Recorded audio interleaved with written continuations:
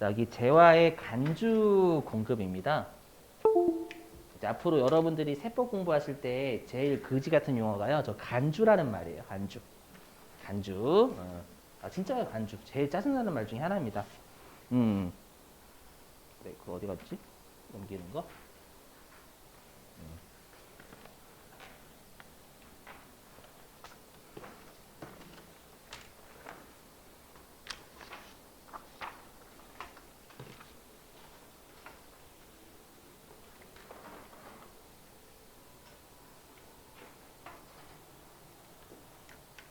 이거 눈앞에 있는 거 5번.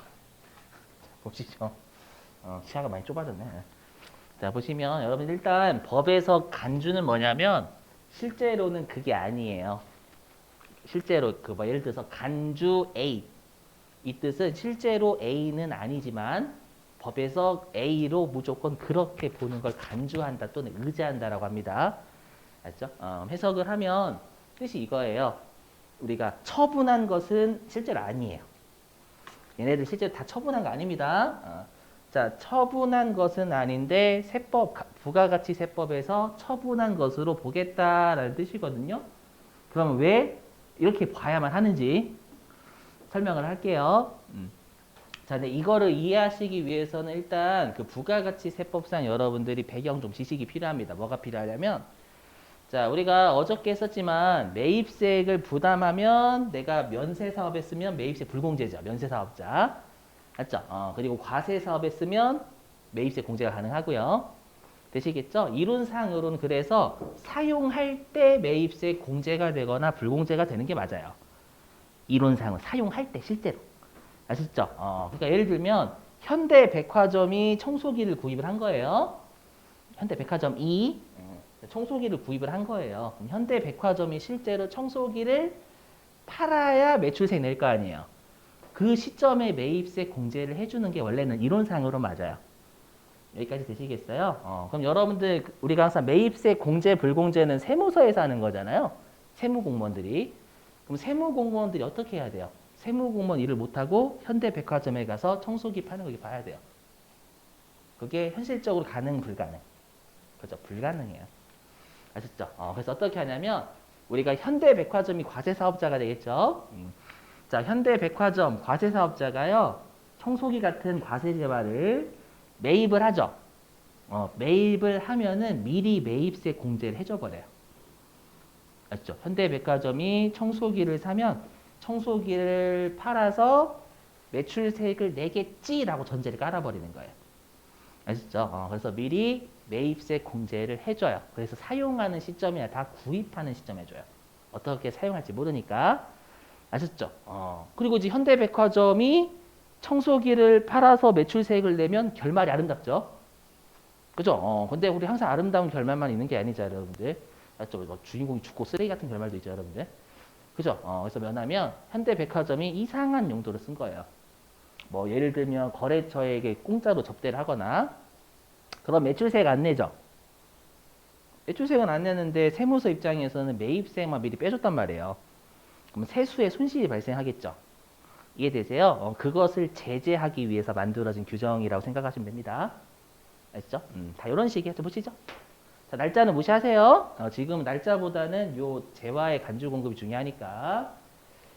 자, 보시면 자, 그래서 일단 요 자기 생산 취득 재화는 말 그대로 과세 사업자가 생산하거나 취득하면 미리 매입세 공제를 해준다 그 뜻입니다요. 무시하시고 보시면 여기. 자, 현대백화점이 100원의 청소기를 매입했고요. 그 다음에 매입세 10원을 부담을 했어요. 그러면 일단 매입세 공제를 미리 해주는 거 이해되시겠죠? 알죠? 10원을 미리 매입세 공제 해줘요. 자, 근데 현대백화점이 얘를 매입세액이 불공제가 되는 용도로 사용을 한 거예요. 뭐 예를 들면 업무와 무관하게 자기 집 청소하는 데 쓰거나. 알죠? 그럼 이렇게 하면 매입세 공제를 해준 게 잘못된 거잖아요. 이해되세요? 그럼 당초에 공제해줬던 매입세액을 우리가 토해내게 하는 걸 추징이라고 합니다. 추가징수 줄임말. 되시겠어요? 그러면 우리가 매입 쪽에서 잘못됐으니까 매입 쪽에서 건드려야 되는 지금은 갑자기 공급이니까 매출 쪽에서 건드리고 있죠? 맞죠? 이게 옛날에 만들어져 가지고 좀 논리가 부족해요. 그러니까 논리가 부족해서 매입 쪽에서 잘못됐으면 최근에는 매입에서 건드리거든요. 근데 여기 있는 간주 공급은 80년대에 만들어졌대요. 그래도 그러면 80년대 정도면 논리가 좀 부족하죠? 여러분 독재정권 시절이 그렇긴 하다. 그죠? 그래서 매출 쪽에서 나중에 내 세금에서 토해내게 시키는 거예요. 예. 자, 한번 들어보세요. 우리 이런 말 하죠. 법은 융통성이 없다. 이런 표현 하죠. 융통성이 없다. 그래서 뭐 이런 것들이 있죠. 뭐 예를 들어서 이번에 그 누구냐? 그 아동 성착취물 만든 놈 있죠. 20대 초반에. 혹시 아세요? 아니에요, 여러분들. 뉴스 안 보시는구나. 그 아동 성착취물을 만든 애가 미국에서 걸렸어요. 그럼 미국에서는 징역을 거의 50년, 60년 두드려 맞는데 아동 성착취물 만든 애들은. 그래서 아버지가 어디에다 고소했냐면 한국에 고소한 한국에 아버지가. 왜냐면 우리나라에 고소하면 형량이 적거든. 1, 2년. 진짜 실제로 1, 2년 받았어요. 우리 입장에서는 저 아무리 판례가 1, 2년이니까 1년 때렸겠지. 맞죠? 그래도 좀 융통성이 없잖아요. 좀 판사가 좀 잘 헤아려가지고 한 2, 30년 때려야지 좀 되게 안 좋은 거니까. 이해되세요? 그래서 왜 제가 이 말을 꺼내냐면 우리가 부가가치세는 과세를 할 때 반드시 재화나 용역을 공급해야 된다라는 법문구가 있어요. 맞죠? 거기 어떻게든 끼워 맞춰야 과세를 할 법적 근거가 마련이 되는 거예요. 그래서 융통성이 없다라고 하죠. 그래서 실제로는 다 처분한 거 아니에요. 근데 우리가 이쪽은 재화를 처분해야 과세한다라는 법문구가 있기 때문에 어떻게든 법문구에 맞춰야 돼요. 그래야 과세할 근거가 마련이 되는 거예요. 그래서 어떻게 하냐면 재화를 처분한 건 아니지만 재화를 처분하는 것으로 간주해버려요. 그럼 어떻게든 법문구에 끼워 맞췄죠. 재화를 팔았다 이렇게. 그래서 그러면 이제 나중에 내 세금에서 토해내게 할 수 있는 거예요. 이해되세요? 나중에 토해내게 할 때는 우리가 좀 더 많이 토해내게 해요. 왜냐하면 당초에 약속 어긴 놈이잖아요. 맞죠? 약속을 어겼으니까 10원 토해내는 게 아니라 좀 더 많은 세액을 토해내게 하는 거예요.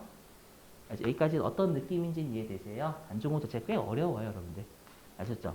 그러니까 지금 사례를 한 5개 정도 설명드릴 건데 간만 잡으시면 돼, 간만. 처음엔 어려운데 설명 들으시면 조금씩은 이해하시더라고요. 넘어갈게요. 이거를 너무 잘 내고 있어요. 갑자기 어떤 또라이가 내가지고 또라이가 한번 십자가를 짊어졌어요. 뭔지 아시죠? 내가 희생을 할게 다른 세무사분들이 이렇게 해가지고 그래 그럼 네가 욕을 받아먹을 준비가 다 됐구나. 되시겠죠? 그래서 그분이 내기 시작하니까 우리도 네가 욕은 다 먹고 해가지고 그다음 내기 시작을 해요. 워낙 중요해서 그래요. 자 떠들어 볼게요. 보시면 자 면세 사업의 전용은 바꾼 걸 전용했다라고 합니다. 자 사례 좀 들어볼게요.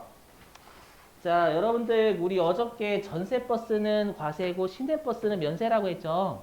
그래서 내가 시내버스하고 전세버스를 같이 해요. 알죠? 근데 이번에 기계장치를 100원 주고 샀고 부가가치세 10원 주고 산 거예요. 그럼 이 기계장치를 왜 샀냐면 전세버스를 정비할 용도로 산 거예요. 전세버스를 정비할 용도로. 그럼 우리가 전세버스는 과세잖아요. 그럼 과세니까 전세버스를 정비하면 전세버스 매출을 일으킬 거고요. 그럼 전세버스 매출을 일으킨다라는 건 매출세액을 낼 거잖아요. 과세니까. 맞죠? 그래서 미리 매입세 공제해 준 거예요. 기계장치 샀을 때. 이해되세요? 근데 알고 보니까 이 기계장치를 시내버스를 정비하는 용도로 바꿔버린 거예요. 시내버스 면세 전용. 그러면 우리가 시내버스를 정비하게 되면 시내버스 매출을 일으키는 거고요. 시내버스는 면세니까 매출세가 안 낼 거잖아요. 면세가 무슨 매출세가 내요. 세무서 입장에서는 매입세 공제를 미리 해줬죠. 전세버스를 정비할 줄 알고요. 이해되세요? 그럼 실제로는 이 기계를 시내버스를 정비하는 용도 썼죠. 사실은요. 맞죠? 근데 얘를 어떻게 하냐면 이 기계 장치를 외부에 팔아버린 것처럼 간주를 해버려요. 어떤 느낌인지 이해되세요? 그래서 판매한 시가의 10%를 토해내게 하는 거예요. 그러니까 이런 느낌이에요, 여러분들. 나머지는 요거는 한꺼번에 설명할게요. 넘어갑니다. 자, 그 다음에 가로 2번 비영업용 소형 승용차. 자, 이거 뭐냐면 자, 이번에 현대 자동차가 기계 장치를 하나 샀어요. 그럼 현대차가 기계 장치를 사면 매입세 공제를 받을 수 있어요. 왜냐면 현대차는 영업용이잖아요. 차 파는 애들이니까. 그렇죠? 그래서 현대차가 기계장치를 구입하는 시점에 미리 매입세 공제를 해주는 거예요. 왜냐하면 현대차가 차를 만들어서 팔아서 매출세를 낼 거라고 기대를 하고요. 아시죠? 그랬더니 현대차가 차를 만들어서 제2의 여자친구, 즉 바람 피웠다 이런 얘기예요. 바람 피는 용도로 차를 막 끌고 다니는 거예요. 이게 되시겠어요? 그럼 이거 업무와 관련이 없죠. 비영업용. 네, 그렇게 되면 매출세액은 안 내고 매입세 공제만 미리 받아놨죠. 되시겠어요? 그러면 실제로는 이걸 자동차를 정비하는 데 썼죠. 맞죠? 근데 이걸 그냥 기계장치를 외부에 처분한 것으로 간주를 해버려요. 그래서 요거를 10% 토해내라는 거죠. 처분한 것으로 간주한 금액. 어떤 느낌인지 이해되세요? 자, 그 다음에 가로 3번 개인적 공급. 자, 요것도 마찬가지예요. 뭐냐면, 자, 이번에는 현대백화점이 청소기를 100원 주고 샀어요. 그리고 부가가치세 10원 줬어요. 매입세 공제 아까 미리 받는다라고 했었죠. 청소기를 판매할 거라고 간정을 하고. 그랬더니 이걸 어떻게 여기 말 그대로 개인적 공급이죠. 업무 관련이 없다는 얘기예요. 이거를 자기 집 청소하는 데 돌려버린 거예요. 청소기를요. 아시죠? 또는 종업원 집들이 선물로 주거나. 이해되세요? 그럼 그렇게 되면 우리가 매출세가 안 내겠죠. 자기 집 청소하거나 종업원 집들이 선물로 좀 매출세가 안 내잖아요. 근데 매입세 공제는 미리 받아놨단 말이에요. 무슨 말인지 이해되시겠어요? 그러면 실제로는 자기 집 청소하는데 청소기 돌렸죠. 맞죠? 그럼 이 청소기를 그냥 외부에 처분한 것으로 간주를 해버려요. 되세요? 이렇게 해서 처분한 것으로 보는 금액의 10% 토해내게 하는 거예요. 어떤 느낌인지 이해되세요? 근데 아래 거는 간주 공급으로 보지 않는다라고 했으니까 얘는 재화의 공급으로 안 보겠다, 과세하지 않겠다라는 얘기예요. 자, 동그라미 1번은 다 읽어보시면 다 업무와 관련되어 있는 애들이에요. 복리후생 쪽. 작업복, 작업모, 작업화 뭔지 아시죠? 이거 데이터라고 주는 거 아니에요? 맞죠? 영업활동 하라고 주는 거고 다 업무와 관련이 있죠? 그러니까 매출에 간접적으로 기여한다라고 생각하는 거예요. 오케이? 예. 그 다음에 직장연회비, 회식비, 이거 복리후생비 성격이죠? 그래서 당초에 매입세 공제 받아놓고, 이런 용도로 써도 괜찮다라는 거예요. 복리후생 목적이니까. 동그라미 1번은 업무와 관련이 있다라고 생각을 하는 거예요. 당초에 매입세 공제 받아놓고, 개인적으로 주더라도요. 알죠? 그 다음에 동그라미 2번은 뭐냐면, 그 직원한테 현금으로 주면 문제가, 우리 현금은 재화가 아니라고 했죠. 부가세에서는. 그래서 사용인 직원에게요. 10만 원 이내의 경조사와 관련된 재화를 주면 이때는 간주 공급을 의제를 해버려요. 이건 단순 암기예요, 여러분들. 아셨죠? 정 힘드시면 안 해오셔도 돼요. 회계 1급은 요 예외가 그렇게 중요한 편은 솔직히 아닙니다, 여러분들. 아시죠? 혹시나 여유가 되면 외워주시고 넘어갑니다. 자, 우리 시험에는 요 가로 4번을 실기로 좀 많이 내요. 실기.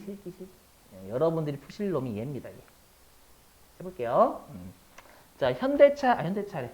자, 현대백화점에서 청소기 매입할 때 매입세 공제 미리 받겠죠? 그죠? 근데 그걸 거래처에 공짜로 준 거예요. 접대 목적이죠? 또는, 이 청소기를 경품 행사를 통해서 당첨된 사람한테 청소기를 공짜로 준 거예요.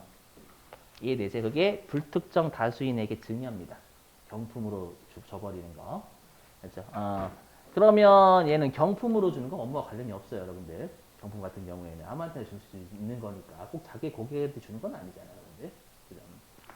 자, 그럼 어떻게 돼요? 특히 거래처한테 주면 매출세액은 안 내는데 매입세 공제는 현대백화점이 먼저 받았잖아요.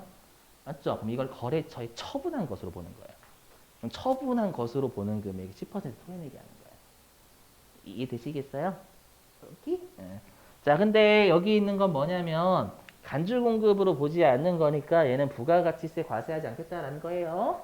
동그라미 1번은 뭐냐면 홈플러스에서 시음회나 시식회 하는 겁니다. 그럼 당초에 매입세 공제 받겠죠. 시음회나 시식회 할 때 그리고 공짜로 주잖아요, 여러분들한테. 불특정 다수인한테 공짜로 주죠. 이거 업무와 관련이 있어요. 그쪽 관련이 있으니까 얘는 간주 공급 안 보겠다라는 겁니다. 매출에 기여한다는 얘기예요. 그 다음에 동그라미 2번은 대표적인 게 우리 뭐 그 물티슈라든지 이런 것들 있죠. 행사할 때 물티슈라든지 전단지 같은 거 그거 여러분들 전단지 구경하라고 주는 거예요? 영업 활동하는 거예요?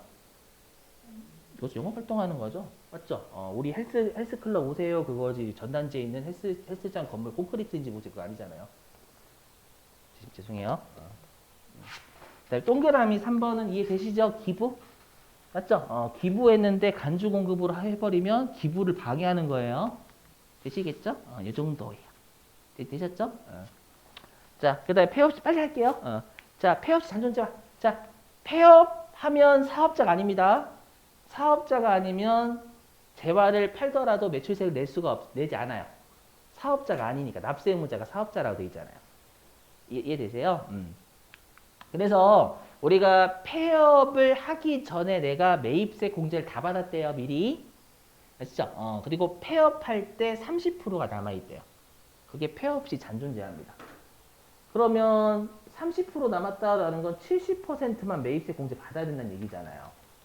왜냐하면 나머지 30%는 사업자가 아닌 상태에서 팔아버리니까 매출세가 안 낼 거란 말이에요. 30%만큼 매입세 공제는 해주지 말았어야죠. 이해되세요? 폐업할 줄 알았나 보다. 맞죠? 그럼 어떻게 하냐면 이 폐업할 때 남아있는 30%는 너한테 판 것으로 보겠다라는 거예요. 왜냐하면 폐업 시 남아있는 거 실제로 파는 대상이 없잖아요. 어떻게든 너한테 판 거야. 팔았네? 과세 이렇게 되는 거예요. 어거지죠, 어거지? 얘기하면 되세요? 자, 여기 보실게요. 여기 그러면 자, 지금 하는 5가지의 특징이 있어요. 첫 번째, 세금 계산서를 발급하지 않습니다. 이해되세요? 왜 그런지 설명할게요. 들어보실게요. 자, 제가 여러분들한테 사업상 증여를 해요. 이거 제가 여러분들한테 뭘 주냐면 다이아 있죠. 보석 5억 원짜리를 준대요. 5억 원짜리. 됐죠? 자, 5억 원짜리를 줍니다. 매입세 당초 공제 받았겠죠? 제 보석상이에요. 그렇죠? 매입세 공제 받았는데 여러분들한테 보석을 주는 거예요. 이거 사업상 증여인 거 이해되시겠어요? 오케이? 자, 근데 제가 세금 계산서나 현금 영수증 같은 걸 줘버린대요. 그 무슨 말일까요? 예, 여러분들 혹시 간주 공급이라고 들어보셨나요? 여러분 당황하시겠지. 무슨 말이야? 예, 일단 부가가치세를 내야 되니까 부가가치는 이 돈으로 좀 주세요. 이 뜻이잖아요. 이해되세요? 그럼 여러분들은 저한테 부가가치세를 줘, 뺨을 줘요? 그래서 뺨을 주겠죠, 여러분들. 이해되세요? 그래서 이 간주 공급은 실제로 처분한 게 아니기 때문에 부가가치세를 예외로 내 돈 가지고 내요. 상대방한테 못 받아요. 이해되시겠어요? 상대방한테 받으려고 하면 상대방한테 두들 맞아요. 이해되시겠죠? 무슨 말인지. 예.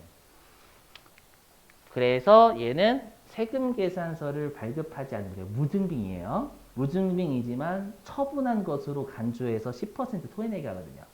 그래서 얘는 건별이에요. 유형. 건별. 이해되시겠어요? 무증빙 10% 과세 매출이니까. 오케이? 그 다음에 공급가액은 시가예요. 처분한 것으로 보는 금액은 시가입니다. 그래서 시가의 10%를 토해내게 하는 당초의 약속 어기면 시가를 처분한 것으로 봐서 거기에 10%를 부가가치로 내라는 거예요. 되시겠죠? 그 다음에 세 번째, 당초의 매입세액이 불공제가 되면 간주 공급으로 보지 않습니다. 왜냐하면 얘는 당초에 매입세 공제를 받아놓고 따로 불공제 목적으로 쓴 거에 대한 제재인 거잖아요. 이해되세요? 근데 당초부터 매입세액이 불공제가 됐으면 처음부터 잘하는 거예요. 되시겠죠? 저 접대 목적으로 할 거예요 라고 하면 매입세 불공제 받겠죠. 그걸 거래처한테 줬대요. 간주공급하면 이중살인. 이해되시겠어요? 당초에 매입세액이 불공제가 되면 처음부터 잘 한 거니까 문제삼지 간주공급으로 문제삼지 않겠다라는 거예요. 오케이? 되셨죠? 자, 그러면 이제 이 정도만 하고 이제 여러분의 마지막 문제 5페이지 19번. 자, 유인물 5페이지에 19번 풀어주세요.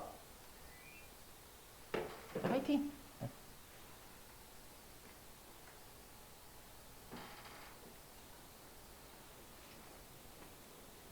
유인물 5페이지 19번.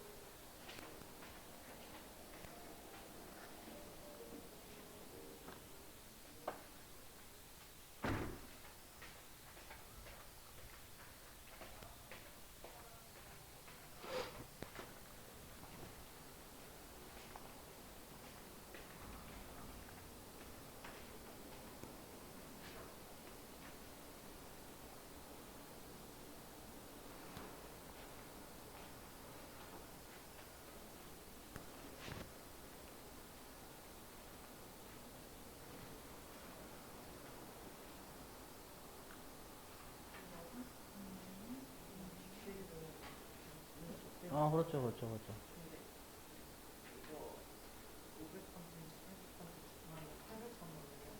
아니, 왜냐면 매출처. 매출은 어디서 해요? 본사에서 하는 거야, 그죠, 그죠.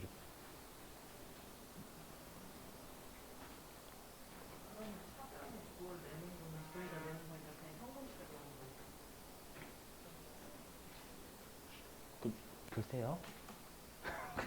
설명드릴게요. 제가 띄워서. 알죠? 좀만 참으세요, 여러분들. 알죠? 자, 생각하는 과정이 너무 중요해요, 진짜. 제가 회계세법 선배예요. 선배야, 선배 말 잘 들어요, 선배 말. 진짜 여기는 진짜 생각하는 과정 자체가 진짜 중요해요. 몰라요. 자꾸 날 시험하지 마요. 알죠? 진짜 생각하는 과정 겪어봐요. 진짜 여기 생각하는 과정이 진짜 너무 중요해요. 답 맞추는 게 능사는 아니에요, 진짜. 음,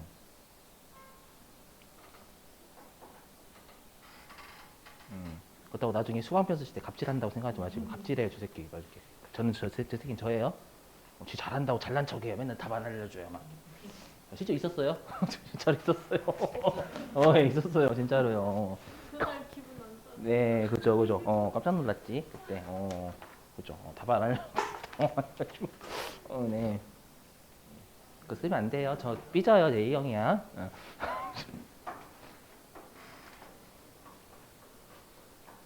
어려우신가요?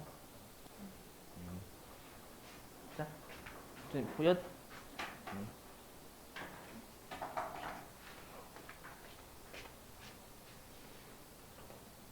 자, 해보시죠. 비슷한 문제 여기 해놨어요. 여기. 자기 생산 취득자와 메인 매출 전부 입력 방법이요. 아마 숫자만 바뀌어 있을 거예요. 숫자만 보시면. 자, 당초에 매입세 공제를 받았던 제품 원가는 200원. 그러면 20원의 매입세 공제를 받았었다라는 뜻이에요. 근데 시가는 500원을요. 연말 선물로 거래처에 제공했대요. 핵심이 매입세 공제를 받아놓고 매입세액이 불공제가 되는 용도로 쓴 거잖아요. 맞죠? 그럼 얘를 이 제품을 시가 500원에 거래처에 판 것으로 이제 의제를 해버리는 거예요. 여기 간주금급이라는 뜻이에요. 알죠? 말씀드렸지만 10% 과세 매출로 보는 거지만 증빙은 못 준다라고 했죠? 뺨 맞아요. 그래서 무증빙 10% 과세 매출이가 건별이에요, 건별. 건별입니다. 자, 그리고 공급가액에다가는 시가 입력해야지 당연히 500원에 처분한 것으로 보는 거니까 되세요. 요 분계 유형은 무조건 혼합이에요. 왜냐하면 제품을 거래처에 줬으니까 제품 빼내야 되거든요, 대변으로. 그죠? 분계 보시면 자, 이제 하단부 대변의 제품. 제품 우리 회계 처리할 때 원가로 가죠. 장부상이 제품 원가로 기록되어 있으니까. 맞죠? 그래서 대변의 제품. 그럼 여러분들 부가가치세 무시하세요? 부가가치세 무시하시면 제품은 200원짜리를 거래처한테 주면 차변에 뭐 써요? 개정 과목. 저기요? 야, 부가세 무시하시고 지금 제품을 거래처에 제공했잖아요. 연말 선물로. 속대비 그렇죠. 200원. 여기까지 되세요? 근데 다시 이제 여기에 뭐가 붙냐면 부가세 예수금 붙죠. 그죠? 왜냐면 요 시가 500원의 10%만큼은 이제 나중에 세무세 갖다 내야 되거든요. 이해되세요? 그럼 이 50원을 뭐로 처리하냐가 문제가 되는 거죠. 뭐로 처리할까요? 50원. 이거 내 돈 가지고 내겠죠? 나중에 내 돈 가지고 낼 거니까 비용이 발생한 거예요. 그렇죠? 이 비용은 접대와 관련된 비용인 거죠. 요 부가세 예수금도. 이해되죠? 요 접대비야. 결론은 250원이죠. 이해되세요? 근데 이렇게 하면 틀려요. 왜일까요? 힌트 요거. 이 눈에 보여야 되는데 요거. 저 여기야. 회계. 타겟 대체 안 걸 거예요? 타겟 대체 제품을 판매 목적 이외 목적으로 썼잖아요. 접대 안에 썼으니까 타겟 대체 걸어야지. 8번 요거까지요. 이해되세요? 저기 그 버튼이 있어요. 그럼 보시죠. 요거 그럼 이렇게 바로 할게요. 이해되시겠어요? 왜 이런 문제 나오는지? 음. 뭐야? 어디 갔나? 네, 그냥 할게요. 뭐를 빼놔서 그랬구나.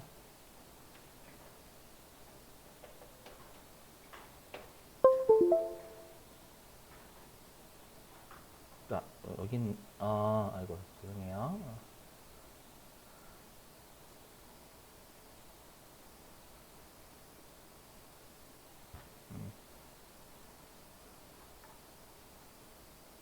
네, 그래서 여기에요. 건별.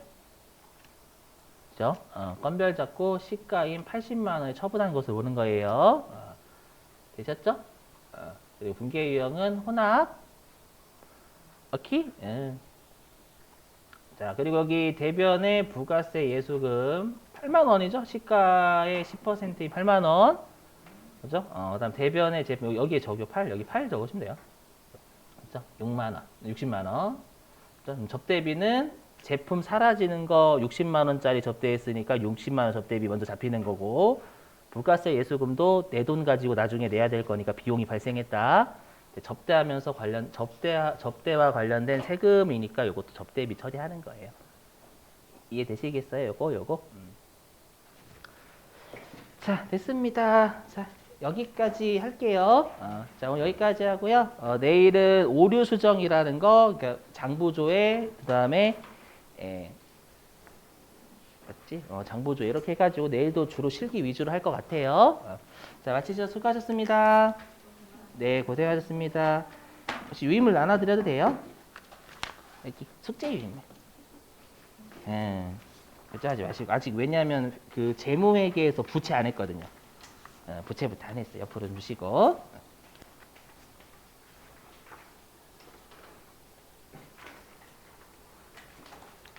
자, 숙제는요. 네, 2페이지부터 8페이지까지 해주시면 돼요. 됐죠? 2페이지부터 8페이지까지. 그 결산이라고 되어 있는 건 12월 31일자 분기 끊어주시면 됩니다. 자, 마치 수고하셨습니다. 네. QR 찍어주시고요.